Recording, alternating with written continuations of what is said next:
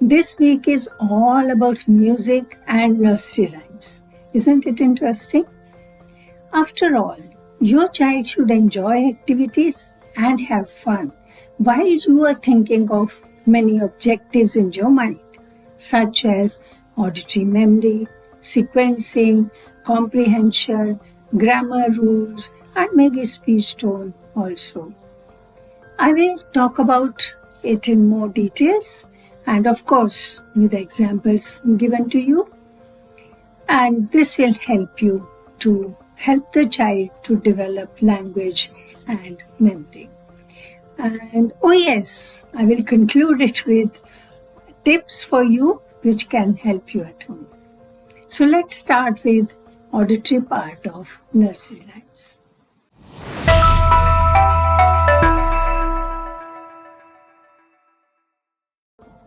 Hello.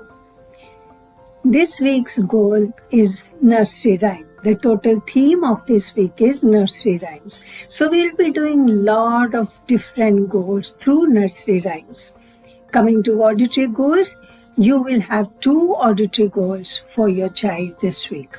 One will be auditory memory, expansion of auditory memory, and second will be auditory comprehension, checking auditory comprehension.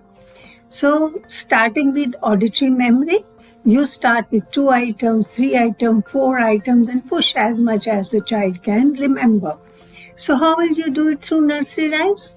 You know, there are certain nursery rhymes which we don't even know the meaning and the child also doesn't know the meaning, but can, mug it up and repeat it. That is auditory memory because the child has the auditory memory of that particular word.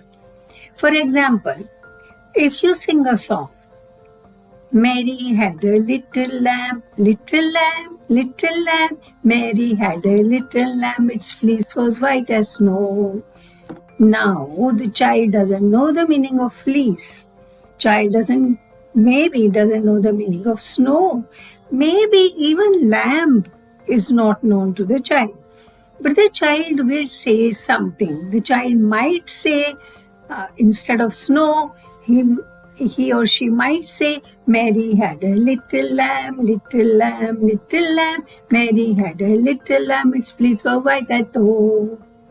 But the child is following the rhythm, trying to put in that particular word, may not say snow, may say no.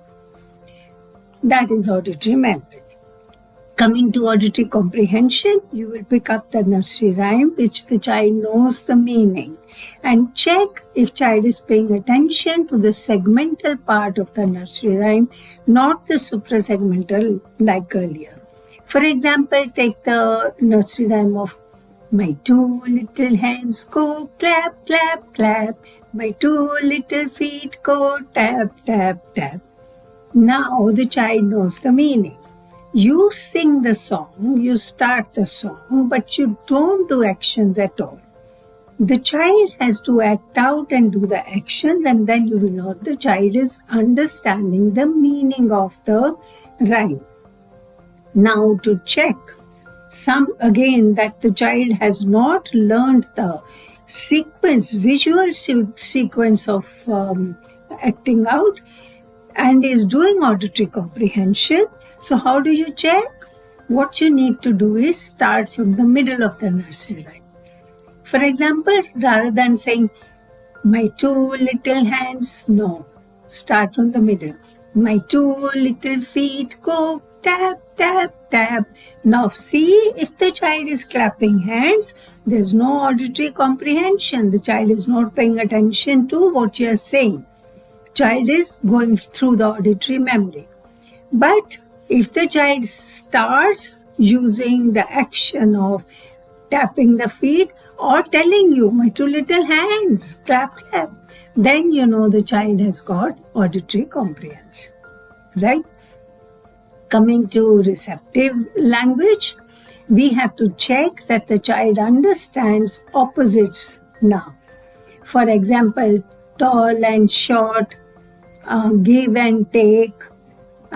You can also do big and small, and you can act out like fat and thin. So how do you check? You just say, I don't want the fat storybook. Get me a thin storybook. I'll read story to you. Does the child understand? Does he follow the command?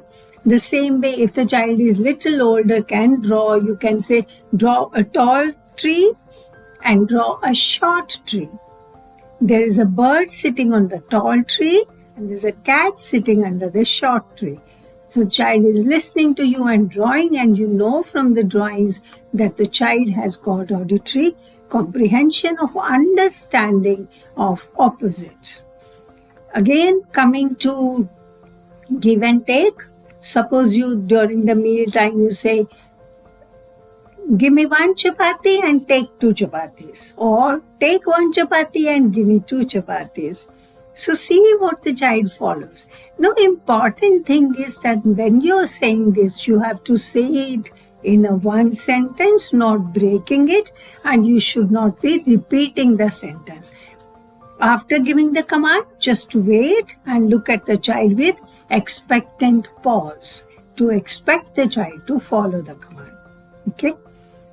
Coming to expressive language goals for this week, the child should be using the questions which have the answer of yes and no. We were working on the questions yes and no, remember? So we asked the question where the child has to say yes or no. 50% of it is a guesswork, right? So now what we are expecting is that the child should ask those questions and expect the answer yes or no. Why we are doing this? We are introducing auxiliary verbs. So if you want the answer to be yes or no, the question will start with do you, did you, will you. These are auxiliary verbs. For example, did you finish your milk? Do you want to go to the garden? Did you like it? So these are auxiliary verb, and the child should ask you these questions, not answer but ask. And where you will say yes or no. Coming to yes, another goal, very important. In expressive language, we also expect the child to be able to sing now. To some extent, follow the rhythm of the song or the nursery rhyme familiar to the child. This will help to improve the tone of the voice of the quality and also the suprasegmental in the child's voice, which will increase the intelligibility of the speech. Coming to speech goals, we are going to stimulate V sound. Now, V and W are often confused. So you be careful when we say water, it's not a water, it's water, it's a W.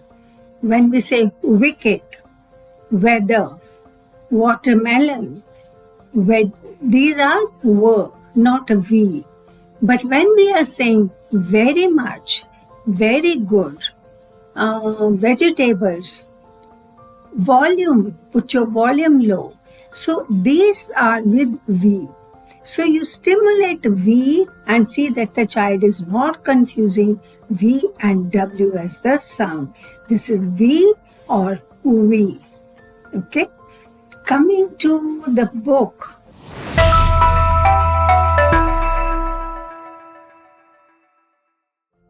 The book for this week is Good Night Moon. Why this book is selected? For auditory memory. This will also help you to increase the auditory memory of the child from 2 items to 4 items to 6 items and so on. This book can be used in 2-3 weeks consecutively to increase the auditory memory. So we will tell you how to do that. So first we are talking about 2-item memory selection. So you open the book and say, this is the book on Good Night Moon. In this great green room, there was a telephone and red balloon. Okay. In this great green room, there was a telephone and a red balloon. Now I'm not pointing out, I'm just saying it, and I'm giving the chance to the child to look at the items I'm saying. Then I close the book and ask the child, what did you hear? What is in the green room? Now the child should be able to say a telephone and a red balloon. Now there is only one red balloon. There are no other balloons, so it's one item, and there's only one telephone, so there are two items. Going to the next page, let us see what more is in the green room. So you will first say, then you will point out to the child. In this, there were two little kittens and a pair of mittens. The green room had two little kittens and a pair of mittens. So you're not stopping in between. What is in the green room? What did you hear? So the child has to say two little kittens and a pair of mittens. Now child might say kittens, mittens, that's all right, because this is language oriented. And then you can continue on the next page, pick up any different two items and continue. Okay, tips. The tips for this week is that the child should be doing a lot of acting and role play. Act out the story, short story you have told the child. Act out the whatever they have seen, their experience, and story with the props, or act out rhymes. So whatever there is acting and sequence of different events, the child should be able to say it, and acting helps to see that the child is understanding it. There's one more tip you have to remember, that when you are expecting the child to ask the questions with the answers yes and no using auxiliary verbs, child may not be able to use auxiliary verbs correctly at this stage. So don't worry.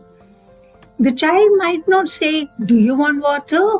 And the child might say, want water? That's fine.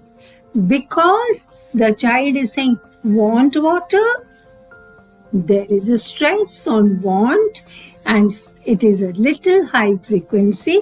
So the child is aware that he is or she is asking a question and expecting the answer yes or no. So take one goal at a time, and once that goal is achieved, add another and go on compounding all these goals. Okay. I hope it helps. Try it out. Let me know. Write in comments to make me understand if it is helping you or you have any doubt. Okay. And if you want to view any other episodes before this, link is given below, and you can click and it will take you to the 40 weeks session plan. See you next week. Thank you.